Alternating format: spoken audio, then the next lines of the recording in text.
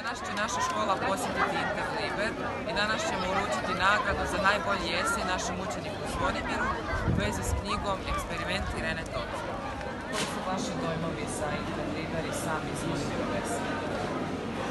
Interliber je lijepa manifestacija, sajam knjiga koji ne znači samo nama koji predajemo Hrvatske, nego koliko sam vidjela i cijeloj Hrvatskoj jer dolazim u autobusima. Tako da mi je drago da ja svake godine mogu barem dio učenika dovesti na Interliber. I mi smo osvojili nagradu za najbolji esej na temu jedne od knjiga koje su bile predstavljene na književnim matinejama na festivalu Svjetske književnosti u Kulinu, ako se sjećaš.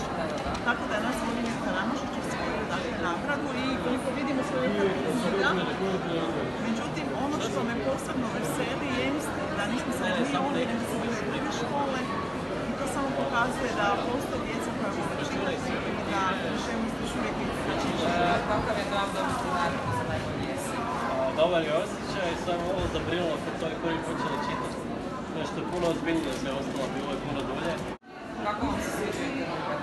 Meni se ovo jako sviđa, svake godine dolazim ovdje i sve puno popusta različitih. Ima jako puno mogućnosti. Da, svačega ima. I ne samo knjiga, ima da šta god se zanima možeš vidjeti ovdje. Ima i nakita i svega.